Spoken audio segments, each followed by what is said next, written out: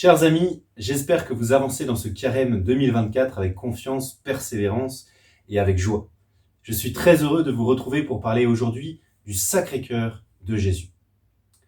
Si Bossuet osait dire que le cœur de Jésus est le résumé de tous les mystères du christianisme, c'est parce que dans cette réalité du cœur humain de Jésus s'exprime bien sûr le mystère de l'incarnation.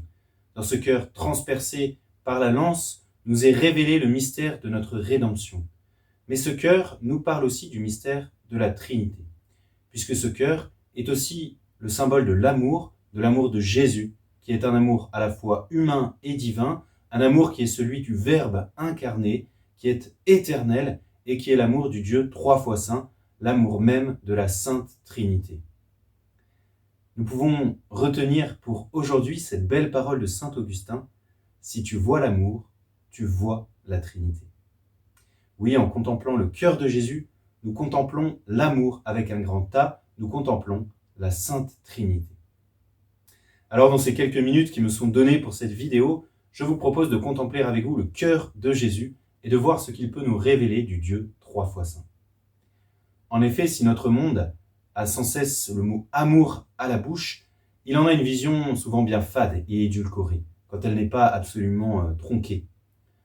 Ce qui frappe dans les révélations de Jésus à Sainte Marguerite Marie, c'est l'insistance de notre Seigneur sur la sainteté de Dieu. « Apprends que je suis un maître saint, lui dit-il. Je suis pur et ne peux souffrir la moindre tâche. Si je suis doux à supporter les faiblesses, je ne serai pas moins sévère et exact à corriger. » Cette sainteté rappelle l'incompatibilité foncière entre Dieu et le mal, entre la pureté divine et le péché. La réaction de Dieu face au péché s'exprime à travers ses attributs de justice et de miséricorde. Oui, Dieu est juste et miséricordieux, nous rappelle la Bible. Nous avons bien souvent du mal, nous autres, à faire la synthèse entre justice et miséricorde, et nous opposons habituellement les deux.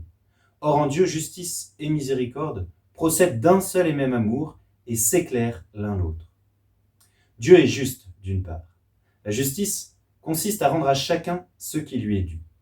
Or, les actes que nous posons ont un poids, ils ont des conséquences, et Dieu, qui nous a créés libres, respecte cela. Il rendra à chacun ce qui lui est dû.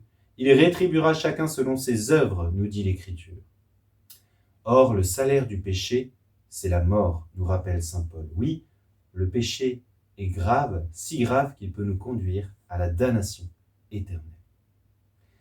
Dieu est juste, mais la miséricorde dépasse la justice. La miséricorde est le plus grand des attributs divins, affirme sainte Faustine.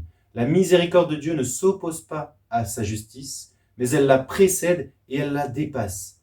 Elle la précède dans le don gratuit de Dieu et elle la dépasse dans le pardon gratuit de Dieu. Dans le don gratuit, la création, par exemple, est un acte de pure miséricorde. Le pardon, quant à lui, répond aux exigences de la justice par un amour plus grand.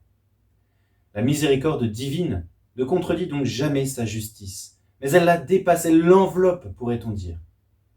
Mais si l'on peut refuser la miséricorde, on ne peut jamais échapper à la justice divine.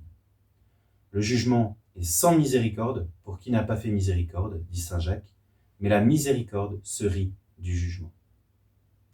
Dans le cœur de Jésus, transpercé à cause de nos fautes, nous voyons parfaitement cette double dimension de la justice et de la miséricorde.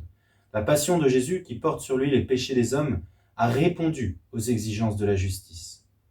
En même temps, c'est par pure miséricorde que Dieu a envoyé son Fils, l'homme ne pouvant satisfaire par lui-même au péché de toute la nature humaine.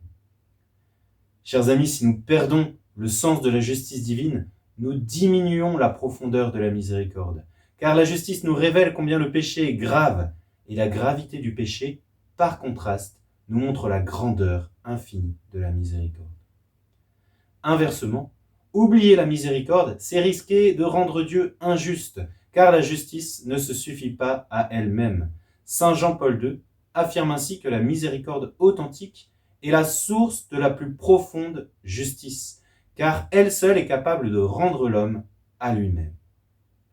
Oui, le Sacré-Cœur nous révèle que Dieu nous aime, il nous aime d'un amour juste et miséricordieux. Alors, chers amis, n'opposons plus justice et miséricorde, mais en ce temps de carême, contemplons le cœur de Jésus transpercé à cause de nos fautes et confessons la grande sainteté de Dieu. Amen.